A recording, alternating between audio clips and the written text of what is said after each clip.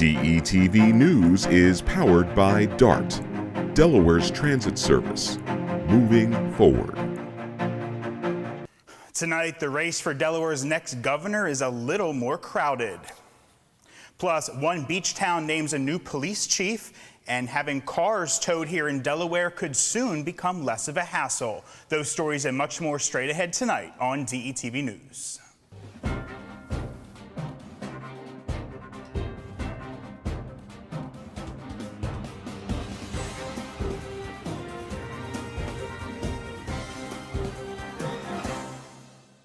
Good evening and welcome to this DETV News Brief. I'm Matt Ford. Thanks so much for being with us today. Here's what's making headlines across the first state. Court documents reveal a grim cycle of violence in Dover on Sunday, starting with the shooting death of a 25-year-old sincere friend, followed by the retaliatory killing of a 15-year-old later the same day. The initial incident unfolded around 1:30 a.m. near Irish Mike's Pub, where Friends was fatally shot multiple times in the chest and once in the leg. The unnamed 30-year-old woman also suffered injuries, but she did survive. Surveillance footage captured the suspect, identified as 23-year-old Sadiq Ingram. Fleeing the scene, Ingram was subsequently apprehended and charged with first-degree murder. Hours later, another shooting occurred just blocks away, claiming the life of a 15-year-old boy. The scene was marked by the discovery of numerous shell casings and the victim succumbing to his wounds at the scene. Additionally, 19-year-old Brashawn Best was found in the emergency room with a gunshot wound to the face. And in other news, Delaware Lieutenant Governor Bethany Hall-Long has officially thrown her hat into the ring for a gubernatorial race, filing for her candidacy on Tuesday. Overcoming initial campaign hurdles, Hall-Long now stands alongside Democratic rivals Newcastle County Executive Matt Meyer and former Department of Natural Resources and Environmental Control Secretary Colin O'Mara. O'Mara led the charge back in March, swiftly followed by Meyer, setting the stage for a competitive Democratic primary. Hall-Long's campaign highlights her significant investments in education, support for small businesses, healthcare reform, and her proactive stance on combating the opioid crisis. As a nurse, she has spearheaded various healthcare initiatives here in the first state. In a statement released on Tuesday, Hall-Long expressed her dedication to Delaware's future, citing her track record of innovative solutions and readiness to lead from day one.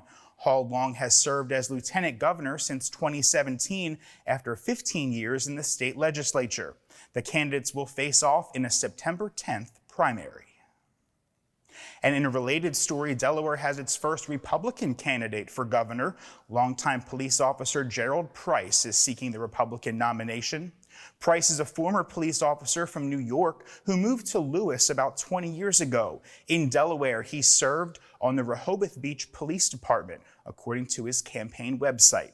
Price listed insurance reform, nursing home financial fairness, drug crimes and rehabilitation, and strengthening law enforcement as his main priorities. You can learn more about Price on his website. That's jerrypricedegov.com.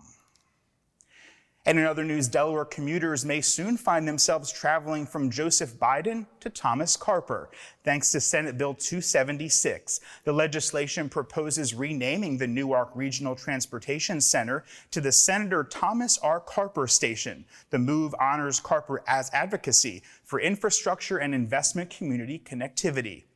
Construction on the Newark train station began in 2018, adjacent to the University of Delaware's bustling campuses. Carper's efforts secured federal funding for both the Wilmington train station, now the Joseph R. Biden train station, and the Newark project. Upon completion, the revamped Newark station aims to link Amtrak and SEPTA services while potentially connecting to Maryland's MARC, facilitating regional travel from Philadelphia to Washington, D.C.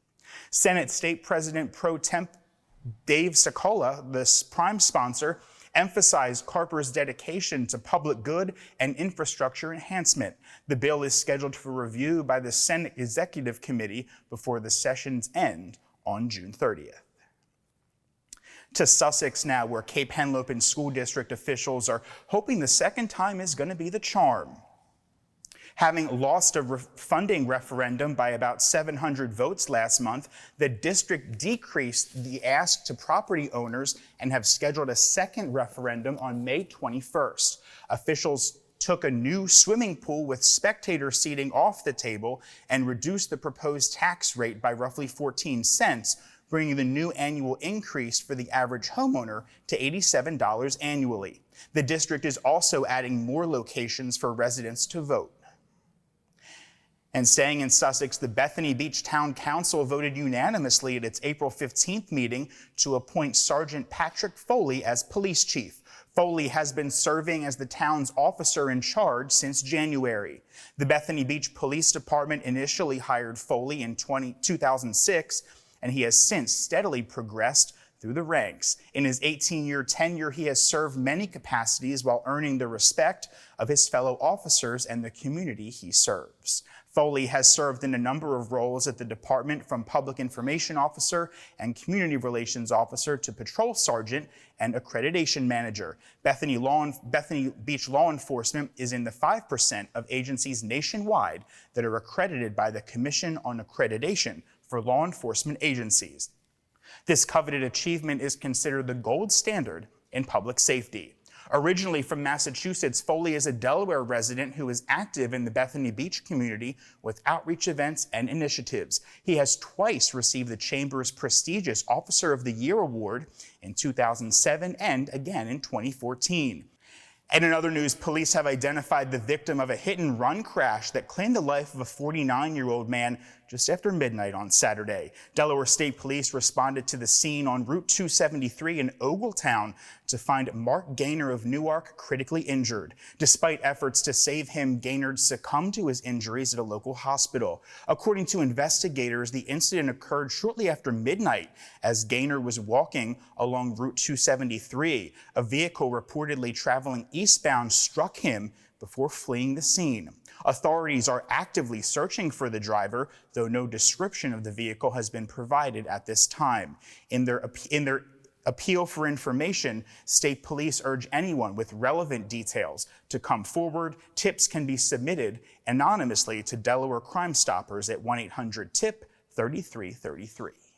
And Wilmington has reached a settlement in a lawsuit filed by a group of current and former high-ranking firefighters. The agreement, amounting to $459,000, was given the judicial nod last week. The settlement encompasses back overtime comp and damages for 11 firefighters who held the position of battalion chief in recent years. The lawsuit, initiated by this group against the city last year, alleged that the department's payment practices infringed upon labor laws categorizing this rank as exempt from overtime pay. The contention stemmed from the assertion that while all firefighter union bargaining unit employees were eligible for overtime, battalion chiefs were excluded. And to Kent County, Dover police are investigating a shooting incident that happened Monday afternoon. Police say they were called to a shooting on East Water Street just after 2 in the afternoon. Investigators say 3 to 4 suspects left a vehicle and shot at a parked car with people sitting inside of it. The suspects then fled in a white SUV, as did the person who the car was shot at. Police say they've received no reports of injuries from the incident. Anyone with information on this shooting is asked to contact 302-736-7130. And 2 people are now behind bars following a frightening incident in Milford. According to police, on April 8th, shots rang out at Silver Lake Estates and Reserves at Sawmill, damaging multiple apartments. Thankfully, no injuries were reported, and after an investigation, authorities zeroed in on 2 suspects. Just days later, a search warrant was executed, leading to the arrest of 19-year-old Leonard Williams and a 17-year-old unnamed juvenile. 3 firearms, ammunition, and handgun accessories were found at the scene. Williams faces a slew of charges, including possession of a firearm during a felony and reckless endangerment. The juvenile also faces similar charges. Williams is held on nearly $300,000 cash bail and the juvenile on $82,500 secured bail. And staying in Sussex County, a new bill aims to tackle the often frustrating experience of dealing with towing companies proposing tighter regulations to ease the burden on drivers. House Bill 351, currently under consideration, demands towing companies embrace credit card payments and allow car owners to retrieve personal items from towed vehicles at no extra charge. While many welcome these changes, concerns linger over the vague language surrounding reasonable accommodations for retrieval. Additionally, the bill proposes a $500 cap on storage fees, sparking contention among tow truck operators who fear the impact on their business operations. The bill includes a range of provisions from mandatory photo documentation of unauthorized parked vehicles to ensuring reimbursement for towing violations. The bill currently awaits deliberation by the House Public Safety and Homeland Security Committee. And that's going to do it for tonight's edition of DETV News. For news anytime, be sure to check out our social media pages at DETV, or for news anytime, head to our website. That's detvch.com. With tonight's news, I'm Matt Ford. I'll be right back here tomorrow with Shakara. We'll see you then.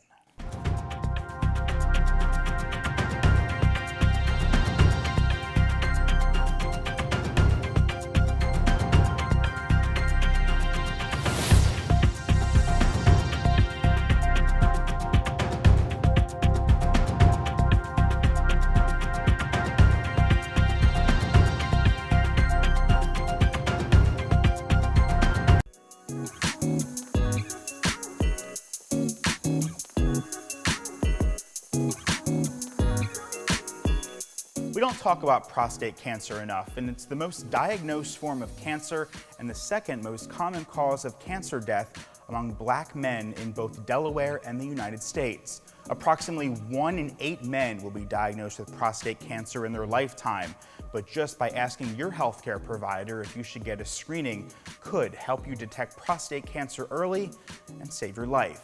So let's talk about it. Talk to your healthcare provider today about a prostate cancer screening if you are 40 years of age or older, or have a family history of prostate cancer. If you don't have insurance, or if your insurance doesn't pay for cancer screenings, Screening for Life may provide you with the screenings that you need, and nurse navigators make this process easier. To learn more, visit healthydelaware.org/prostate or call 211. Ask your healthcare provider about a prostate cancer screening, and you're asking for so much more.